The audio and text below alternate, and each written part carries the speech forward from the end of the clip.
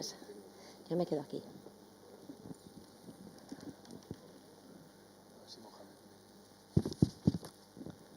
Bueno, buenas tardes a todas y todos.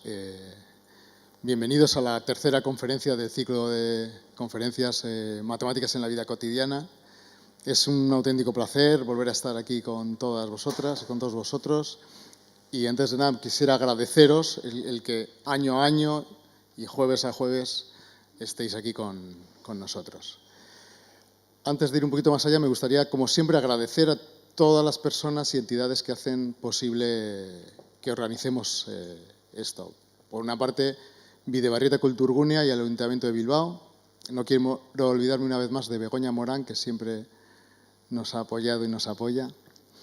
La Universidad del País Vasco, a la que pertenecemos y a la que hoy, como veréis, pues me siento orgulloso de estar aquí presentando esta conferencia. Becan, el Basque Center for Applied Mathematics, que siempre nos brinda también su apoyo. Radio Euskadi, que también está siempre ahí junto a nosotros. Y la Real Sociedad Matemática Española, que fue la impulsora, además del inicio de este ciclo. Como os decía, bueno, realmente hoy es una alegría poder presentar a nuestra invitada. Es una alegría por muchos motivos. Para empezar, porque hoy es el Día Internacional de las Mujeres Matemáticas.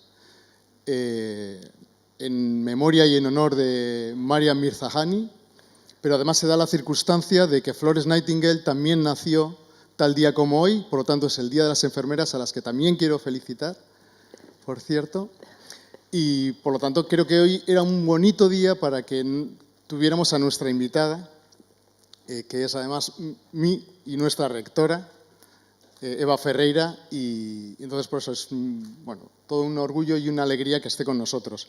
Además hay que agradecerle que con la agenda que tiene pues nos haya hecho un hueco para estar aquí y disfrutar de la tarde de hoy.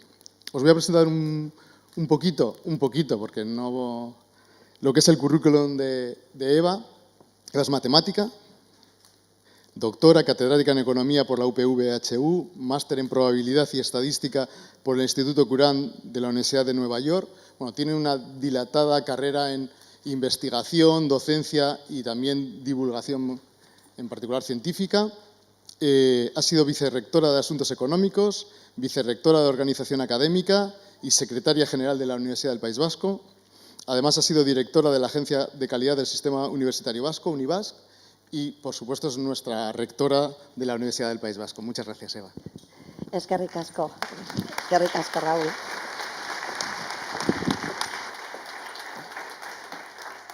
Bueno, para mí es un auténtico placer y me siento muy arropada, porque, bueno, aparte de tener a mi familia y felicitarme, vais a dejar que felicite también a mi hija, que es enfermera, ¿no?, en su Día Internacional. Así que entre las dos, hoy estamos en el Día Internacional de Mujeres Matemáticas y Mujeres Enfermeras.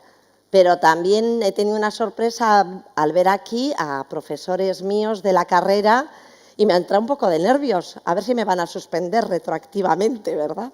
Esperemos que no. Bueno, pues hoy lo que he traído aquí es un título que espero que sea, bueno, que nos dé algún tipo de aliciente para esta charla, y el título es Sexo, Juego y Política, pero en el fondo es un poco engañoso, porque os voy a hablar de probabilidad y estadística después, pero de una manera espero que sea fácil para que se entienda para qué nos sirve el utilizar las técnicas de probabilidad, utilizar la estadística. Pero vamos a empezar por hace muchos años, si os parece.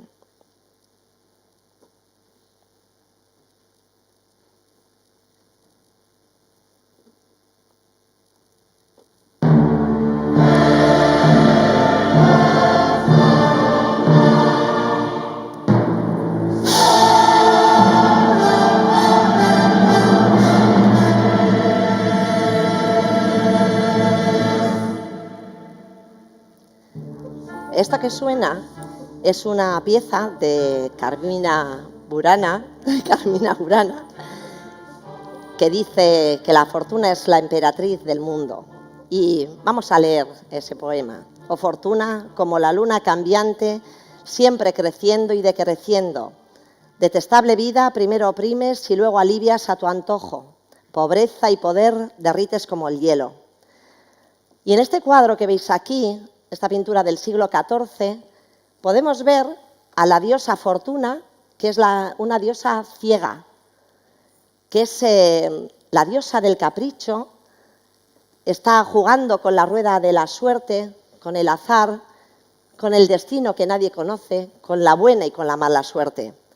Y enfrentada a ella vemos a Sapientia, y Sapientia está orgullosa, se mira ante un espejo porque sabe, porque conoce, tiene los ojos abiertos y ve. Es la diosa de la sabiduría y de la bondad. Y cuando pensamos en matemáticas, y desde los primeros tiempos, desde que tenemos historia, tenemos matemáticas, tenemos tratados matemáticos, tenemos a científicos, a filósofos que han hecho matemáticas, y ya en tiempos antes de Cristo, si estamos hablando de Pitágoras, después ya con Hipatia, hablar de matemáticas es hablar de álgebra, es hablar de geometría, de aritmética, hablamos de las ciencias exactas. Yo estudié ciencias exactas, hablamos del conocimiento certero y objetivo. Pero ya nos decía Cicerón, vitam regit fortuna, non sapientia, la vida la rige la fortuna, el azar, y no la sabiduría. Y así, lo que ha sucedido hasta tiempos muy recientes es que, digamos que los estudios de matemáticas, si me permitís decirlo de esta manera, diría que han estado muy centrados en entender el funcionamiento determinista del mundo. La concepción ha sido siempre muy determinista. Vamos a entender cómo son las leyes que rigen los movimientos de los cuerpos celestes. Vamos a ver cómo son las leyes de la física, de la gravedad, vamos a ver cómo se mueven las cosas, cómo evolucionan las poblaciones. Y todo ese conocimiento es un conocimiento siempre pensando en el conocimiento de cómo funciona el mundo. Pero digamos que la idea de aplicar técnicas matemáticas a cómo funcionamos los colectivos, cómo funcionan las personas o cómo poder gestionar los sucesos inciertos, bueno, pues esto es relativamente muy reciente, muy reciente. De hecho, bueno, cuando los estadistas, cuando reyes, gobernantes querían ver qué les deparaba el destino, pues precisamente lo más frecuente no ha sido ir a mirar qué decían los científicos. Tampoco había demasiadas técnicas para gestionar la incertidumbre de la humanidad.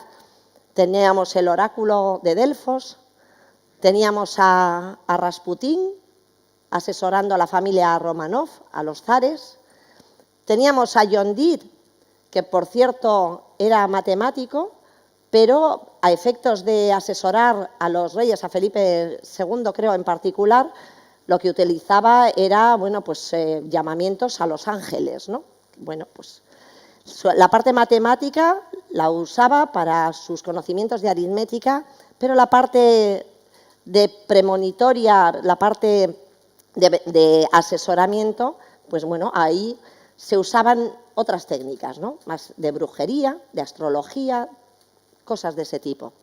Más recientemente tenemos a Olavo, siempre lo digo mal, Olavo, ¿verdad? Olavo de Corvallo, que es el que asesoraba a Bolsonaro hasta hace poco. Este era un filósofo New Age que el año pasado, por cierto, pues murió de COVID, no se había vacunado, negacionista y, bueno, pues usaba otras técnicas, vamos a decir, para asesorar a este presidente. Es decir,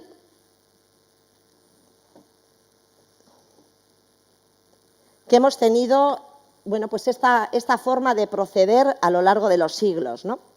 Pero faltaría la verdad si no dijera que también se han tomado decisiones basadas en datos, por supuesto.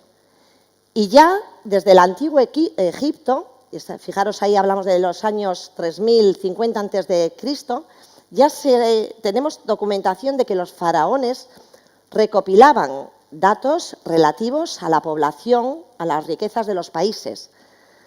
Y aquí os pongo una foto de una parte del censo Domesday Book que se considera como el primer compendio estadístico de Inglaterra en el siglo XI.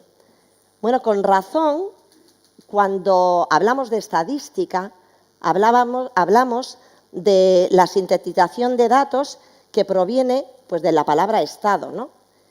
Quienes más se empezaron a preocupar de recopilar, de sintetizar información, han sido ya las personas que tenían que regir, que tenían que tomar decisiones y había que tomarlas, bueno, pues basadas en algún tipo de información.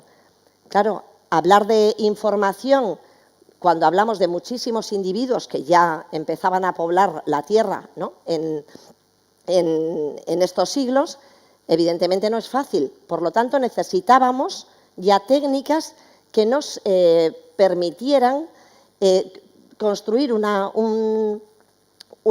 valoración de los datos, pero que no fuera una información muy exhaustiva. Bien, y entonces, como digo, esto empieza a pasar ya a lo largo de este segundo milenio, de una manera ya más, digamos, sintetizada y ordenada. Si ya nos vamos, fijaros que ya estamos en el siglo, aquí estamos en el siglo XVII, y todavía no he hablado ni de la palabra probabilidad, ¿verdad? Estamos en el siglo XVII y aquí resulta curioso porque tenemos un clérigo, que es Gaspar Newman, que es la persona que desarrolla las tablas de mortalidad y una sistematización de datos que le permite, bueno, pues, hacer cálculos de periodicidad, de los sucesos, en particular, bueno, pues de la forma sistemática en la que se puede ver qué tipo de comportamiento tiene la mortalidad de las personas. Y este tipo de comportamiento, a lo largo del tiempo, le permitió analizar con datos cómo no era verdad una creencia que había muy popular, que no sabemos, yo desde luego no sé de dónde venía, esta creencia popular que decía que los años terminados en 7 eran fatídicos y que moría muchísima más gente que en otros años. ¿Por qué pasaba esto? Bueno, pues como pasan muchas cosas, rumorología y creencias populares. En esa época, Edmund Halley, cuyo nombre os sonará, del cometa, ¿verdad? Pues él, que era astrónomo, tenía la sospecha de que los cometas que se habían visto en 1531, en 1607 y en 1682 eran el mismo objeto. Y estuve en comunicación con Gaspar Newman y usando las metodologías que había usado Newman para sus tablas de mortalidad, bueno, pues predijo que el cometa reaparecería a finales de 1758, principios del 59. Y creo que recordar que apareció un 25 de diciembre. Por desgracia, como podéis ver por las fechas, él no vivió para verlo, pero se cumplió esa predicción. Y yo creo que esto es uno de los acontecimientos más impactantes en ciencia, porque precisamente algo que esta capacidad de predecir cosas y menos algo astrónomo como era el paso de un cometa, bueno, pues esto es algo que evidentemente fue impactante, ¿no? Bien, pero en esos siglos, incluso con este tipo de técnicas, incluso con este desarrollo cada vez mayor de la estadística descriptiva, que es esa sintetización de datos, se tenía la idea, y se ha tenido la idea hasta hace muy poco, de que cualquier modelo que utilizara la incertidumbre era porque el modelo no podía ser enteramente conocido, era por desconocimiento humano. De hecho, en el siglo XVII-XVIII, que empiezan ya a desarrollarse reglas de probabilidad, van, digamos, por una vía paralela a las reglas de estadística, ¿no? Y realmente se desarrolla muy en línea con juegos de azar, con saber pues, probabilidades que tenemos, de acertar en un juego si tiramos los dados de determinada manera, de cartas. Bueno, ese tipo de cosas con las que casi todos y todas hemos aprendido las primeras leyes de probabilidad, ¿verdad? Como digo, no aparecen en el siglo XVIII ni en el siglo XIX, no aparecen de una manera sistemática las leyes de probabilidad dentro de los modelos que nos sirven para entender el mundo de la física, el mundo de la sociología, el mundo de la política. No. De hecho, decía Ernest Rutherford que si tu experimento necesita estadística, hubiera sido necesario hacer un experimento mejor.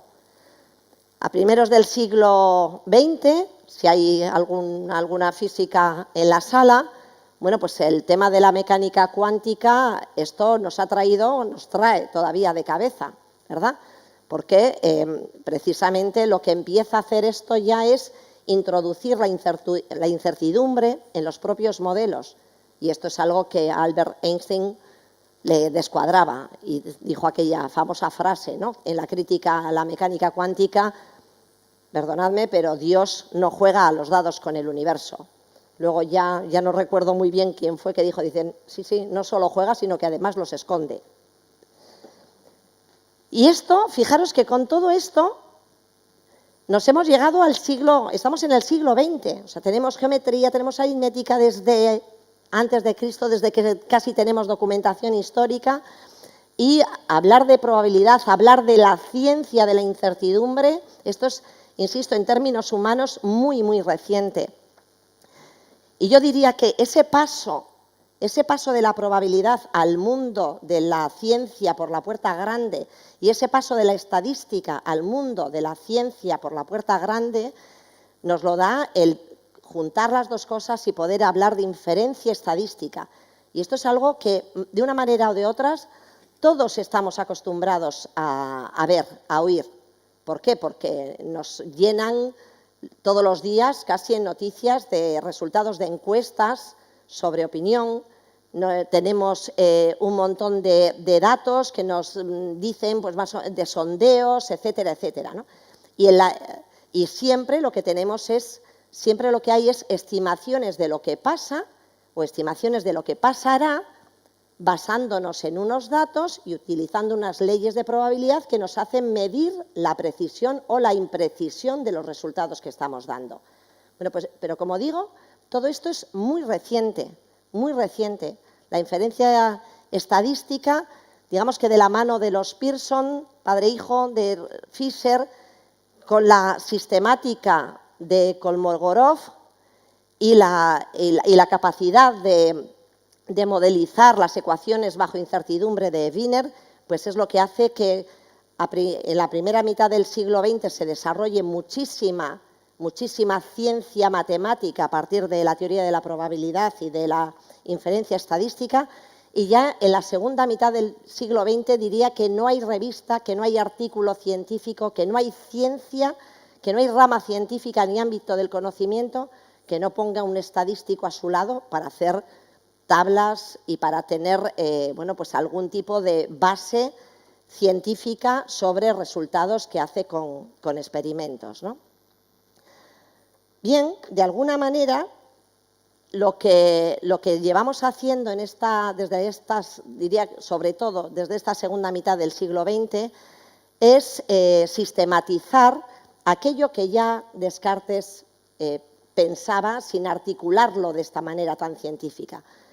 Estamos ya sistematizando y siendo capaces de cuantificar ciertas cosas con las reglas de la incertidumbre. Y es que lo que nos decía René Descartes era que cuando no está en nuestra mano determinar lo que es cierto, deberemos seguir con lo que es más probable. Y de esto es de lo que os quiero hablar en este segundo rato. Y para hablaros de qué es lo que nos ha dado toda esta teoría de conocimiento en probabilidad y estadística y tratar de que no os resulte muy aburrido y que seamos cosas capaces de entender, pues he elegido 3 ejemplos que yo creo que el problema se entiende muy bien y que veamos cómo las técnicas, no os voy a hablar de las técnicas, pero sí de los resultados, de lo que la teoría de probabilidad y de la estadística nos ayuda a comprender mejor, ¿no? Y el primer ejemplo va sobre sexo y os voy a hablar de la media aritmética. Ahora, dile que tiene los ojos más irresistibles que has visto en tu vida. Tienes más ojos, los ojos más que he visto en mi vida. Tienes 2 ojos. La mamá te está temblando. Sí. Eso es porque tú estás cerca. Perdón, ¿yo? Que le digas eso. Eso es porque tú estás cerca. ¿Qué cosas tan originales se te ocurren? Bien. Ahora dile que has conocido a un montón de mujeres, pero que ella es realmente algo muy especial. Eso no se lo va a creer. ¿Que no? He conocido a un montón de mujeres, pero tú eres realmente algo muy especial. ¿De veras? Se lo ha creído. Bueno, Sueños de un seductor, Woody Allen. Esta escena, esta breve escena, me sirve para ilustrar una frase que creo que es, de una manera o de otra la hemos oído muchas veces, ¿no? Que es aquello de que los hombres son más promiscuos que las mujeres. ¿Pensáis que sí? Depende.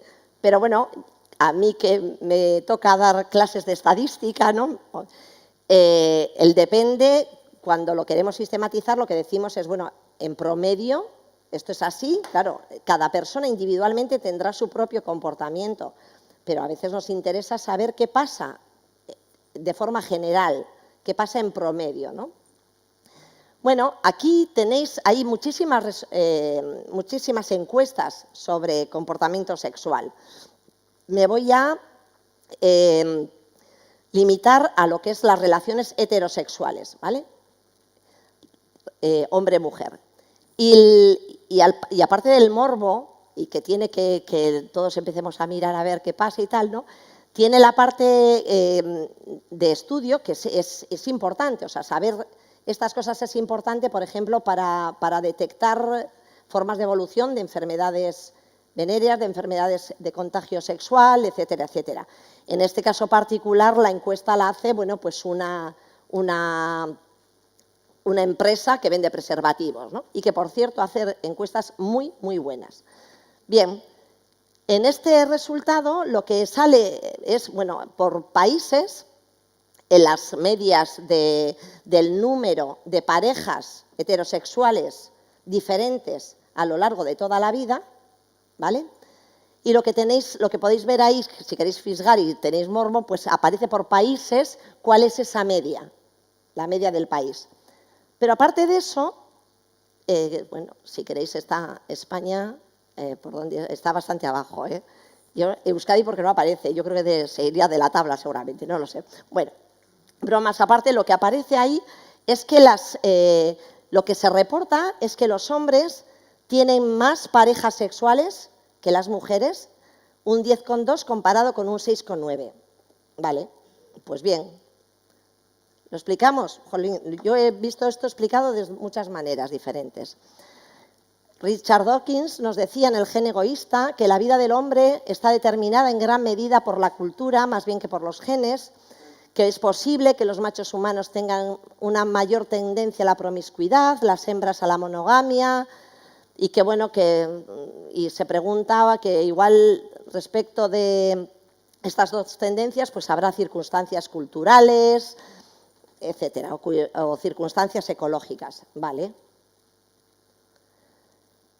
El Edward Osborne Wilson argumentaba que los machos mamíferos, porque esto no pasa en todo, evidentemente los comportamientos animales pues varían muchísimo, el tema de la monogamia, la poligamia, etcétera, etcétera, pero él se refería a que los machos mamíferos en general buscan un mayor número de parejas sexuales que las hembras, que los hombres esparcen sus genes para asegurar con mayor probabilidad su supervivencia y que las mujeres estamos genéticamente programadas para la monogamia y así asegurar la crianza de nuestros hijos. Bueno, pues esto no es, estas afirmaciones sobre que los hombres son en promedio más promiscuos que las mujeres en cuanto a relaciones heterosexuales se refieren, pues no es ni bueno ni malo, es simplemente mentira. ¿Por qué es mentira? Vamos a hacer un ejercicio muy sencillito. Imaginaros que tenemos aquí a 4 chicos, John, Miren, Iker y Susana, 2 chicos y 2 chicas, que formaron parejas heterosexuales durante el año pasado. Les preguntamos, ¿cuántas veces has tenido relaciones, o sea, con cuántas personas diferentes? Y nos dice, John 1, Miren 1, Iker 1, Susana 1. Suena bien, ¿no? La media nos va a salir de las chicas 1 y de los chicos 1. Si ahora nos dice John 2, Iker 1, perdón, Miren 1, Iker 0 y Susana 1, pues bueno, pues la media nos vuelve a salir 1. La vida no siempre es justa, ¿no? Pero la media sale bien, ¿no? Imaginaos que nos dice John 2, Miren 1, Iker 1 y Susana 1. ¿Qué pasa aquí? Esto no puede ser. Directamente no puede ser. Aquí o alguien ha exagerado, o alguien se ha quitado 1, o vete a saber qué. Pero esto no puede pasar. Y esto es tan sencillo de articular como que si el número de hombres y de mujeres es el mismo, y a estos efectos en el mundo no es significativamente diferente, para que haya parejas heterosexuales necesitamos un hombre y una mujer. Por tanto, con el número de hombres y de mujeres igual, no puede ser que la media sea diferente. ¿Vale? Entonces, ahora la siguiente pregunta es, ¿por qué pasa esto? Y aquí empieza la parte bonita, ¿no? Aquí un razonamiento estadístico muy simple, que es de la media aritmética, nos lleva a que estamos viendo constantemente encuestas de actividad sexual que nos conducen a un razonamiento erróneo. Bueno, pues evidentemente esto no lo descubrimos ahora por primera vez, estas anomalías de las encuestas se estudian y en el caso particular de las encuestas de comportamiento sexual, bueno, pues hay varios artículos que os los cito ahí simplemente para que sepáis que, bueno, pues que son estudios contrastados y bien hechos. Y básicamente, esto lo pongo ya para que se entienda más fácil, de esos 3,3 puntos que hemos visto de diferencia, es curioso porque aquí lo que hay una parte es de inframuestreo de la prostitución. Es decir, cuando se hacen encuestas hay que coger la parte proporcional de la gente que toca por población. La prostitución no es fácil de muestrear. Si corregimos, y corregimos además efectos que pasa en la zona de la distribución donde hay mayor número de parejas, pues si corregimos eso, el inframuestreo y ese efecto de las colas, resulta que nos quitamos 2 puntos de esa diferencia. Nos queda 1,3 puntos por explicar. Y es curioso que un punto se explica por el hecho de que la forma de reportar los números grandes, hay diferencias, ahí sí que se observan diferencias en cómo se reportan, cómo reportamos las mujeres y cómo reportan los hombres. Es decir, cuando se nos pregunta, bueno, en tu vida ¿cuántas veces has estado, en mi caso, cuántas veces he estado en Galicia? Pues igual tiendo a enumerar y pensar, bueno, pues cada verano no sé cuánto sumo, tal, pon. Sin embargo, en otros casos, sobre todo cuando el número que sale es alto, lo que tendemos es hacer una estimación burda y decir, bueno, pues más o menos pues 50 veces y ya está, y ahí lo dejo. Entonces, el método de recuerdo, el método de uso de la memoria en el largo plazo nos explica un punto, porque en general parece ser que los varones tienden a hacer más estimaciones que enumeraciones a la hora de procesar sus recuerdos. Esto ¿Significa que se exagera más? Pues quizá, pero tiene más que ver con una forma de activar los recuerdos, sea cuando nos preguntan por sexo, o sea cuando nos preguntan por viajes, o sea cuando nos preguntan por cenas, ¿vale? Y hay una parte que es prejuicio de actitud hacia el sexo, que igual se cuenta de forma diferente porque es una encuesta sexual, pero fijaros que eso solo son 0,3 puntos. O sea que el prejuicio que teníamos sobre por qué podría pasar esto en las encuestas, bueno, pues las explicaciones a veces no son las que pensábamos en esa primera intuición, ¿vale? Bueno, pues este es el primer ejemplo. El segundo ejemplo es un ejemplo que tiene que ver con cómo incorporamos la información que nos dan y cómo con esa información recapacitamos y reasignamos probabilidades de éxito, ¿no?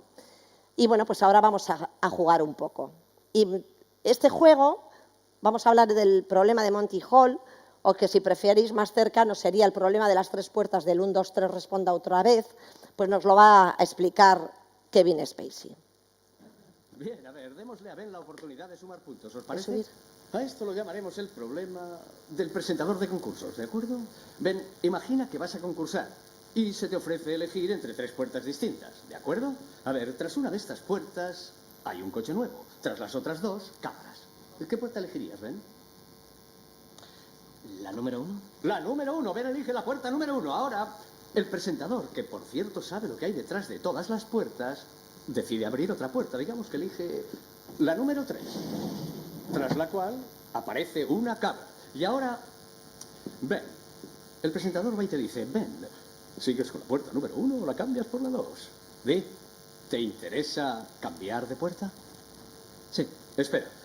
Recuerda que el presentador sabe dónde está el coche, así que ¿cómo sabes que no intenta engañarte? ¿Y si utiliza la psicología al revés para que elijas la cabra? Bueno, en realidad no me importaría, porque mi respuesta está basada en la estadística. 21 Blackjack es la película, no sé si en esta sala la habéis visto, pero bueno, aquí lo que hacía Kevin Spacey era reclutar a gente buena haciendo cálculos de probabilidades, ¿no? Y el problema que explica, como decía, es el problema de Monty Hall o la paradoja de las 3 puertas. Bueno, por si no se ha oído, voy a repetir de nuevo. La idea es que yo tengo 3 puertas.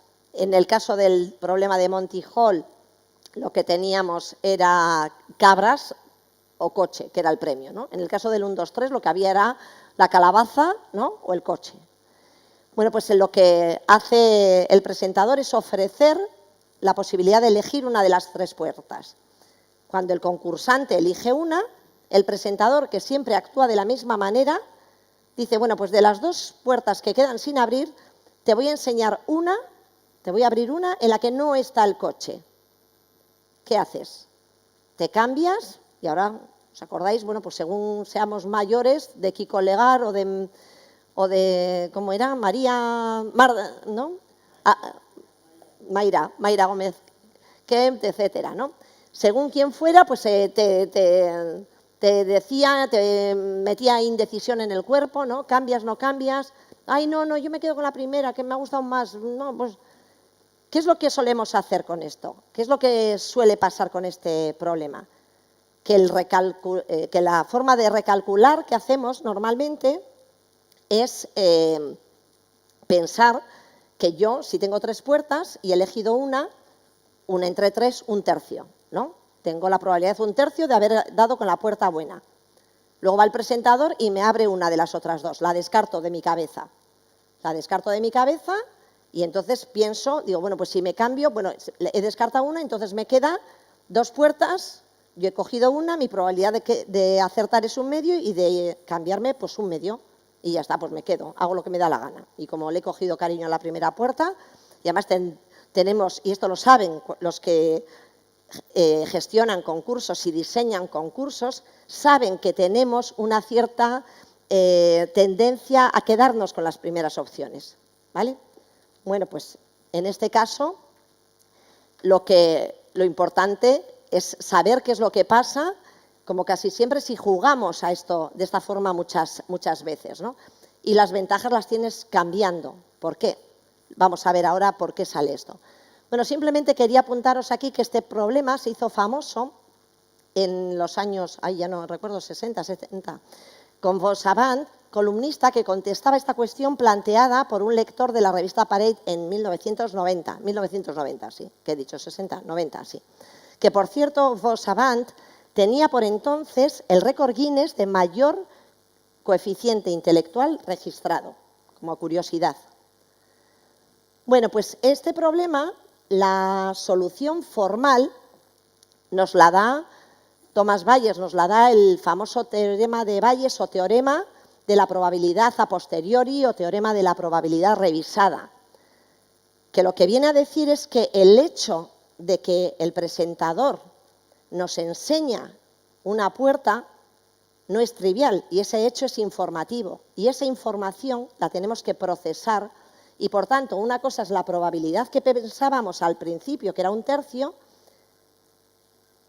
y otra cosa, y por tanto había 1/3 en las otras 2 puertas que quedaban, pero que cuando nosotros revisamos esa probabilidad, la probabilidad que le queda a la puerta que se ha quedado sin abrir es 1/2, que es la cuenta que hay ahí. Os voy a poner muy poquitas cuentas, pero simplemente para que sepáis que hay alguna que otra cuenta por ahí, ¿no? Entonces, efectivamente, cuando cambiamos, la probabilidad que teníamos de nuestra puerta ser la buena era 1/3, pero la probabilidad que le ha quedado a la puerta sin abrir es 2/3. Por tanto, nos interesa cambiar.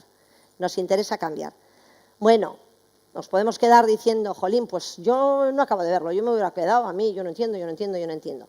Bueno, os lo voy a poner, este ejemplo, yo cuando lo cuento a mis estudiantes, me gusta para que no sea solamente creerte la cuenta que ha salido del teorema de Bayes, que está bien, ¿no?, que para eso sabemos hacer ejercicios, pues también darle cierta intuición.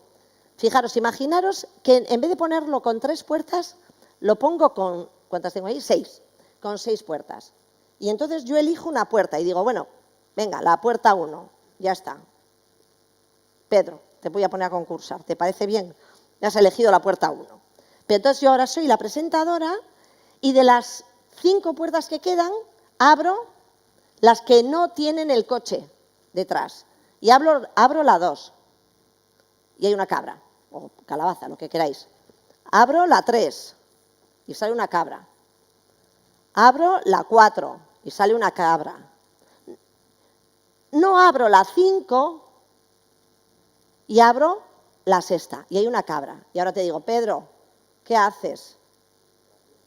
Ya ahora es como, ostras tú, que no me ha abierto justo esta, que no. Dices, pues yo sigo sin salir, os lo hago con 1000. Habéis cogido una y luego os abro de las 999 que quedan, 998. Y el que me diga que no cambia, ya lo doy por... Nada, pues ya está. Nada, no hagas probabilidad nunca, ni tomes decisiones basadas en racionalidad, porque déjalo, haz otra cosa, ¿vale? Ya está. Pero sí se ve mejor así, ¿verdad? Claro, lo otro es un poco tramposillo, pero bueno, pero está bien. De nuevo, la intuición nos llevaba por un lado, pero la racionalidad nos lleva por otro. Y este problema es muy bueno no solamente porque es un chiste, ¿no?, y que salen cosas curiosas, sino porque nos enseña mucho cómo procesamos la información. Y de hecho esto, en la toma de decisiones, bueno, pues es un tipo de razonamiento que se utiliza mucho.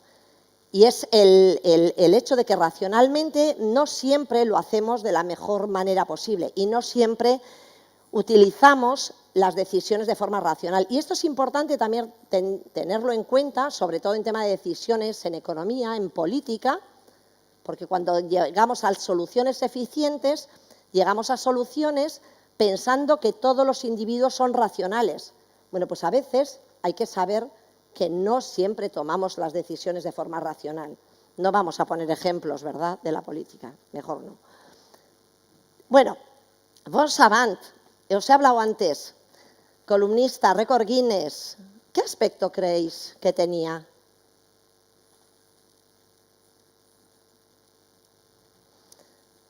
Marilyn vos avant. Bueno, no voy a preguntar. No voy a preguntar cómo habíais imaginado a vos avant. Pero creo que muchas. Esto cuando lo hago, lo hice hace poco y esto me hace pensar que vamos bien. Hace, no sé si justo antes de la pandemia, en una clase de chavales y chavalas de 15 años, es la primera vez que me pasa que cuando claro, ahí les pregunto, no como a vosotros que nos pregunto, a ellos les digo directamente, ¿tú qué piensas? Pues yo creo que tiene bigote, yo como Einstein, yo creo que no sé qué. Y entonces, la primera vez que me ha pasado ha sido hace 3 años que una chavala dice, pues igual es una chica. Bien, vamos bien. Bueno, pues sí, era una mujer. Y esto me sirve para hablaros del último ejemplo que voy a hablar aquí, que es Érase una vez, El techo de cristal, y la importancia de analizar la dinámica de la incertidumbre. Y voy a decir una palabra un poco fea, pero que está detrás de todo esto, para quien le interese un poquito matemáticas, que son los procesos estocásticos, que es la teoría de la probabilidad, pero aplicada ya de forma dinámica a lo largo del tiempo. Vale, y para esto, pues hombre, como no, otro corte, ¿verdad? 6 minutes. Is that even possible? No. It takes me 8. This isn't about crossword puzzles. It's about how one approaches solving an impossible problem. Do you tackle the whole thing at once or divide it into small? You finished? Yes.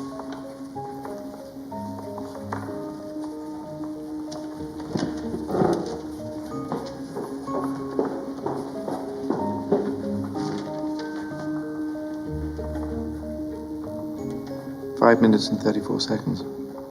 You said to do it in under 6. Bueno, quizá habéis visto esta película de Enigma, ¿no? Sobre la historia de Alan Turing, terrible, pero en estos momentos me interesa la historia de Joan Clark, que es ella, que tuvo que ser contratada como secretaria, ya que una mujer no podía ser contratada como colaboradora. Esto me vais a decir, esto pasó hace 70 años y entonces oímos pues otra frase que me gustaría quitarle un poquito, esa afirmación, ¿no? Esa aseveración, que es, bueno, la igualdad es cuestión de tiempo. Pues os voy a hacer dudar un poquito. Y aquí lo que os pongo es, bueno, pues un escenario en el que os voy a enseñar qué puede pasar y qué pasa, de hecho, cuando hay ciertos prejuicios. Y esto lo podemos hacer, yo lo voy a contar con mujeres, pero lo podemos pensar con temas de minorías, con razas, discriminaciones de cualquier tipo que se os ocurra, ¿no? Y la pregunta es, ¿qué pasa en la evolución a lo largo del tiempo o qué pasa en la promoción a lo largo de la jerarquía laboral, ¿no? de la promoción laboral? ¿Qué pasa si hay ciertos prejuicios sobre la capacidad de un colectivo, en este caso de mujeres? Bueno, pues aquí lo que me gustaría es que, en primer lugar, dejar claro que nos gustará más o menos, nos pasará en casa o no nos pasará en nuestro entorno o no nos pasará, pero lo cierto es que sigue habiendo prejuicios sobre la idoneidad de las mujeres para ocupar ciertas posiciones en la sociedad. Aquí tenéis, bueno, pues un mapa sobre cómo se está de acuerdo o no con la afirmación de que el rol más importante de una mujer es cuidar de su casa y de su familia. Entonces, bueno, pues si miramos por países, pues tenemos que en los países centroeuropeos, donde tenemos ese azul, pues es donde menos afianzada está esta creencia, pero así todo estamos hablando de un 20% de media cuando miramos el informe del Eurobarómetro. Es decir, más o menos alrededor de un 20% piensan esto y además piensan, un 21%, si miráis los datos, que las mujeres no están preparadas para ocupar ciertas posiciones de CEOs o de dirigentes en la sociedad, jefas de equipos científicos, puestos ejecutivos, consejos de administración, etcétera, etcétera. Y esto, cuando se saca el informe europeo, se saca siempre de una manera positiva, que está bien, diciendo bueno, que el 80% de los europeos piensan que hombres y mujeres son iguales, ¿no? ¡Hala! Pues bueno, pues vamos bien, estamos muy bien, vale, muy bien, vale. Esto pasa aquí y lo que quiero que veáis es que algo que igual nos parece que un 80% no está nada mal, nos hace que intuitivamente, cuando pensamos en qué se traduce ese 80%, cuando pensamos en cuál sería el estado en el largo plazo, el porcentaje de hombres y mujeres en puestos directivos, pues hay una tendencia como a multiplicar. Dices, bueno, pues en vez del 50-50, pues habrá un 40-60, ¿no? Porque hacemos multiplicaciones, decimos, pues 8 por 5, 40, pues 40%. Bueno, pues no está tan mal. ¿De qué os quejáis, no? ¿De qué os quejáis? Bueno, voy a poner ese ingrediente en esta cazuela, ¿no? Ya que mejor me dedico a cocinar, pues vamos a poner el ingrediente en la cazuela y vamos a poner otros ingredientes que vienen de estos estudios. No solamente infravaloramos a las mujeres en los puestos de alta dirección, insisto, no demasiado, pero un poco, sino que también pasa en la academia. Que esto, por ejemplo, aquí hay un artículo que es el famoso caso de John and Jennifer, donde se mandaban currículums de mujeres y de hombres del mismo perfil a las mejores universidades americanas y lo que pasó en breves es que a la mujer se le contrataba menos veces y con menos salario que a Jennifer menos veces y con menos salario que a John. Y esto fue pues muy escándalo porque en la academia pensamos que estamos totalmente libres de sesgos, faltaría más. Otro dato importante tiene que ver con algo que pasaba en las orquestas. En las orquestas que, de hecho, a mediados del siglo XX se prohibieron en muchísimas, voy a decirlo en forma positiva, se puso como norma que las audiciones para las orquestas debían ser ciegas.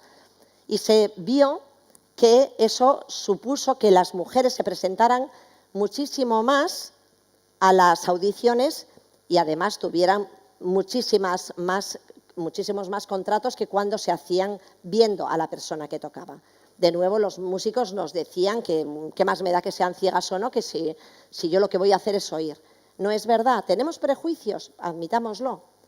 Y esos prejuicios nos llevan a que las mujeres en general participen menos porque tienen menos expectativas de ser contratadas. Y esto es importante. Bueno, esto simplemente para que veáis y que, bueno, pues para contaros algo en lo que yo he trabajado personalmente, simplemente deciros que el comportamiento a lo largo del tiempo nos hace ver que un sesgo, aunque sea pequeño, tiene un efecto amplificado en el largo plazo. Afecta a la participación, es decir, aunque haya poco sesgo, aunque haya solamente un 20%, esto afecta de forma significativa a la participación. Cuanto menos se participa, menos se contrata y cuanto menos se contrata, menos se participa. Y en esa bola, el resultado final es un resultado altamente no lineal que cuando hay una combinación entre sesgo y mucha inercia en el sistema, es decir, mucha costumbre de contratar siempre de la misma manera, con unos procesos que no se cambian nunca, pues nos encontramos cosas como esta. Y simplemente para que veáis un ejemplo. Aquí es lo del Eurobarómetro. Este coeficiente es el 0,8, indica el sesgo. 80% de europeos piensan que las mujeres y hombres pueden estar en el mismo puesto. Bueno, cuando hacemos este proceso de selección muchas veces, en el largo plazo, supone que el porcentaje de mujeres que vamos a ver en esos consejos de administración es de un 15%. Es decir, insisto, un sesgo muy pequeño, del 20%, se traduce, cuando los procesos se repiten, en una participación femenina de únicamente el 15%, producto de esta dinámica del modelo. Y respecto del techo de cristal, que es esa idea de que según vamos escalando en la escala laboral, se supone, si el techo de cristal se cumple, se supone que el tanto por ciento de mujeres que se ven decrecen según aumenta el nivel. Pero simplemente para acabar con esto y no poneros la cabeza como un bombo con esta última parte, pongo ahí las dos fórmulas para que se vea que detrás pues, hay una formulación de probabilidad, ¿no? En términos de probabilidades. Pero sí que quiero señalar la diferencia entre esta y esta. Porque muchas veces cuando se mide el techo de cristal y cuando se mide la probabilidad de las expectativas salariales de hombres y de mujeres, lo que se dice es, bueno, las mujeres que trabajan en determinado puesto cobran lo mismo que los hombres que trabajan en determinado puesto. Pero no medimos el hecho de que hay mujeres que no han llegado, es decir, la probabilidad de llegar.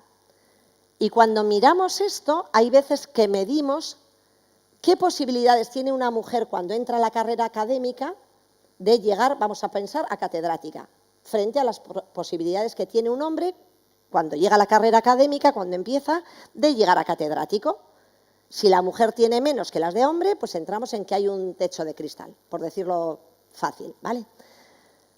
Pero cuando hablamos aquí de esta otra forma de medir, lo que decimos es qué posibilidades tiene una mujer de subir un escalón en su promoción, frente a las posibilidades que tiene un hombre.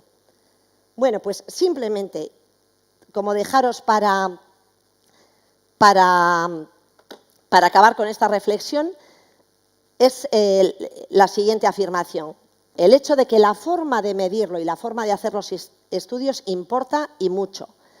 Porque es muy diferente hablar de las posibilidades de ascender desde el inicio de la carrera, que es lo que llamamos probabilidad incondicionada, que hablar de las posibilidades de escalar una posición, que es la probabilidad condicionada. Es decir, si yo soy hoy titular de universidad y quiero ser catedrática, ya soy titular de universidad, ¿vale? Si yo no he empezado ni a estudiar la carrera y pienso en las posibilidades de ser catedrática, estoy hablando de esa probabilidad incondicionada. Bueno, pues ¿qué pasa? Que, de nuevo, si aplicamos ciertas técnicas y miramos qué pasa cuando estudiamos este tipo de situaciones, pues encontramos que no es nada raro que las percepciones sean distintas y pasan cosas como esta de curiosa, que es que en escenarios en los que hay discriminación, las mujeres que sí logran llegar a los puestos altos cuando los escalones son muy grandes, tienen una percepción de haber tenido cada vez mejores oportunidades. Sin embargo, cuando los escalones en la promoción laboral son pequeños, no tienen esa percepción. Es decir, sus posibilidades piensan, en el primer caso, piensan que cada vez tienen más oportunidades y en el segundo caso piensan que cada vez tienen menos oportunidades. ¿Por qué? Porque, bueno, esto ya me daría casi para otra charla, pero es muy interesante cómo podemos comprobar que el techo de cristal pues depende del escalón desde el que se mira. Y con esta frase es con la que querría acabar. Muchísimas gracias.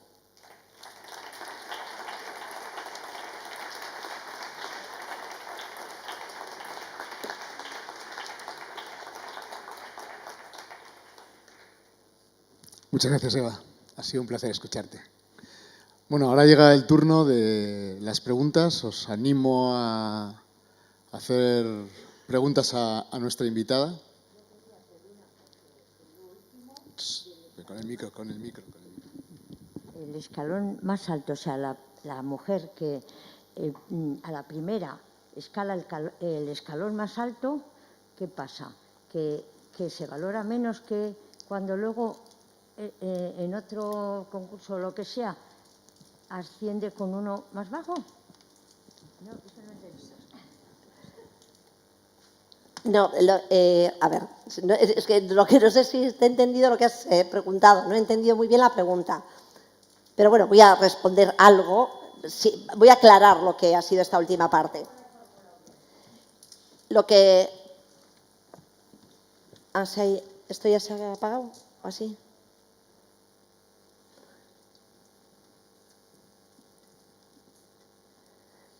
A ver, aquí lo único que digo es que la percepción que se tiene de tus posibilidades de ascender son muy diferentes cuando estamos aquí que cuando hemos llegado aquí.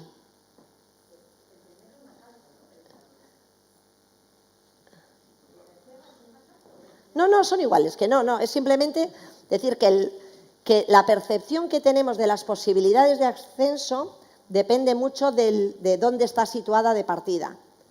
Porque cuando ya has llegado, te has quitado a mujeres de la competencia. Cuando hay discriminación, las mujeres somos competidoras entre nosotras mismas. Cuando no hay discriminación, todos competimos. Cuando hay discriminación, la competición es más feroz entre las propias mujeres. Esto es terrible. Esto es terrible. Y esto se traduce en que tus posibilidades de ascender, cuando ya has ascendido, son mayores en la zona alta que en la zona baja. No es mejor. Lo mejor sería que no hubiera... Bueno, ¿preguntas? Pero depende del escalón, sí. ¿Alguna pregunta más? ¿Más preguntas? Bueno, os he dejado a me todos, animo a hacer claro. una pregunta. Igual mientras. me he enrollado mucho, ¿verdad? Sí, perdón. Una curiosidad. Has hablado de los animales mamíferos. Entre los animales que conocemos como animales, ¿pasan también este tipo de cosas? A ver. ¿Qué cosas? Es que ha sido muy compacta para mí todo lo que nos has explicado. Por ejemplo, entre los lobos, los perros, los gatos, no sé qué decirte. No, yo no voy a hablar de... no quita. sabes. Yo soy matemática. No, simplemente esto era... Me refería a las estadísticas. Las aves, por ejemplo, van al mismo nivel, el pájaro y la pájara hacen todo igual. No. Tampoco entre las aves Lo que ni sí, nada. ahí sí te puedo responder, que la respuesta es no. Hay de todo. Hay distintas formas de adaptarse a la evolución. Es que yo me fijo mucho en los comportamientos de los animales y estaba haciendo comparativas mentalmente. Gracias. Gracias. Adiós. ¿Más preguntas?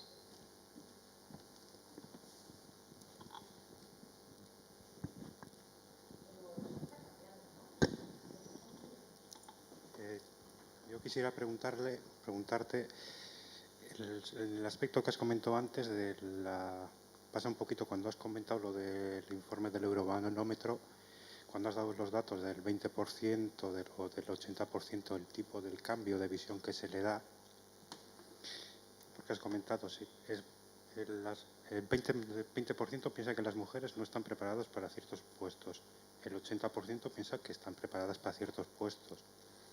Es decir, se juega al mismo tiempo, se podría decir que se juega al mismo tiempo con un factor en el lenguaje que lo puede llegar a tergiversar, porque en este aspecto lo importante sería que el 20%, que el 20% opina que no están. Eso es, es sí, decir, sí. cuando tú coges en una estadística lo que está en el medio, en una esquina, en otra, fijarte en ese aspecto. Es decir, se juega también con el lenguaje. Luego has comentado también que, por ejemplo, en los medios de comunicación están constantemente, se les llegan muchos datos, más informaciones, y muchas veces cuando se lee un periódico, se escucha la radio, se ve la televisión, además, puede llegar a la impresión que con esos datos muchas veces no se analiza correctamente la realidad o se enfría muchas veces los datos, igual por la forma de analizarlos. Puede ser erróneo, no puede ser erróneo. La pregunta sería, tú como rectora de la UPV, que tenéis, me imagino que tenéis la Facultad de Ciencias Sociales y de la Información ahí, ¿cómo sería posible que eso se pudiese cambiar por una sencilla razón? Porque eso también puede afectar por ejemplo, en el tema de las fake news. Ahora mismo se están, por ejemplo, ya en los colegios se están dando asignaturas a los críos para que aprendan a a distinguirlas, que aprendan a combatirlas. ¿Cómo se podría hacer que eso, por ejemplo, en el tema de las estadísticas, de las probabilidades, gente, por ejemplo, que estudia periodismo, que estudia comunicación audiovisual o al revés, que se pueden intercambiar las mismas carreras, incluso publicidades, no lo volquen de esa manera, de tal forma que se pueda tergiversar? ¿Cómo se podría conseguir todo eso? Pues con paciencia y poco a poco, y bueno, y como se suele decir, como además sobre esto evidentemente hemos pensado, y ya que me has apelado como rectora, pues te voy a contestar en este paréntesis, si me permite, Raúl, como rectora. Una de las cosas, esto nos preocupa mucho, ¿no?, el tema de la divulgación científica, y creo que pasa mucho por interactuar, es decir, porque los chavales, nuestros estudiantes, nuestros chicos, nuestras chicas de periodismo, por ejemplo, hagan trabajos con gente de matemáticas, con gente de física, aprendan a contar. No hace falta que todo el mundo sea matemático, no hace falta que todo el mundo sea periodista, pero sí hace falta que una matemática se entienda bien con un periodista y que seamos capaces de comunicar bien. La comunicación científica es vital, y entender lo que nos aporta la ciencia de cara a la toma de decisiones. La ciencia no tiene que tomar las decisiones, los políticos y los gobernantes tienen que tomarlas, pero se tienen que basar y tienen que hacerse los razonamientos adecuados. Yo lo que digo con esto de la igualdad no es cuestión de tiempo, es mientras haya sesgo, habrá desigualdad. No hay otra. Y además el efecto será multiplicativo, y lo vemos y lo comprobamos una y otra vez. Uno puede no querer la igualdad, no pasa nada, es una forma de pensar, pero lo que no puedes es defender que la igualdad llegará sola, porque eso no es cierto. Ya está. Entonces yo en esto soy tajante, ¿no? Si pensamos la igualdad, y hablo de la igualdad entre hombres y mujeres o entre grupos que parten de una parrilla de salida peor, la igualdad sola no llega cuando los puntos de partida son diferentes. Punto. Y esto tenemos que aprenderlo. ¿Más preguntas? ¿Más preguntas? ¿No? Bueno, no. Yo tengo una pregunta. Venga. ¿No sería interesante que la universidad contratara a personas que saben estadística como técnicos, igual que tenemos técnicos en informática? ¿No sería interesante que la universidad también tuviera ese pequeño grupo? Un servicio, dices, de... Bueno, pues ahí sería muy interesante.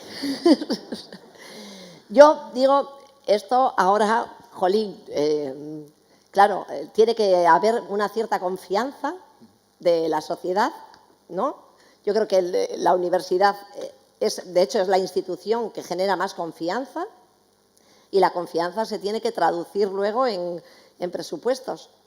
Y los presupuestos son los que nos permiten hacer este tipo de acciones. Y desde luego de esto hemos hablado, y creo que por ahí veo ahí a otra estadística por ahí escondida, y de esto hemos hablado varias veces. Y sí, sería muy interesante. ¿Más preguntas? Animaros a... Tenéis a nuestra rectora, le podéis hacer de estadística, lo que queráis. Bueno, simplemente por cerrar, la estadística y la probabilidad en esencia es una herramienta para conocer la realidad. Muchas veces yo como persona tengo una opinión, sería interesante mirar las estadísticas y comprobar si lo que yo creo, lo que tengo como opinión subjetiva, se ajusta realmente a la realidad, ¿no? Pues así es, así es. Yo creo que aquí, mira, hace 3 años, creo que fue hace 3, le dieron a Esther Duflo el Premio Nobel en Economía. Y yo creo que es importantísimo el tener herramientas para medir, por ejemplo, no solamente si las percepciones que tenemos se ajustan a la realidad o no, sino aplicar las cosas, y no desde el buenismo, sino del saber si lo que hacemos es efectivo. Y a Esther Duflo le dieron el Premio Nobel precisamente por la evaluación. Es un Premio Nobel en Economía, pero lo que hay detrás de todo lo que ella hace son herramientas estadísticas para evaluar las políticas públicas de reducción de la pobreza. Porque a veces pensamos que haciendo esto, que invirtiendo estos euros de esta manera vamos a conseguir algo, y resulta que conseguimos mejor haciendo de otras cosas. Entonces, entender cómo nos comportamos y dejar de pensar en cómo nos comportamos cada uno de nosotros, Dice, no, es que yo haría esto, ya, pero lo que tú harías no es lo que hace igual un indio o lo que hace una persona que está en África no sé dónde. O sea, no podemos hacerlo así. Tenemos que saber cómo se comporta la gente, tenemos que saber cómo actuamos, tenemos que saber qué prejuicios tenemos, saber que somos diversos y luego entender cómo funcionamos como colectivos, que la estadística ni la probabilidad nos van a predecir qué va a hacer cada uno de nosotros mañana. Por supuesto que no, que es la parte bonita, ¿no? La individualidad se mantiene, pero el colectivo es muy parsimonioso. Los colectivos nos comportamos de una manera muy predecible muchas veces. ¿Alguna pregunta más? Última oportunidad. Bueno, pues muchísimas gracias, Eva. Ha sido un auténtico placer. Gracias. Venga, Mila esker.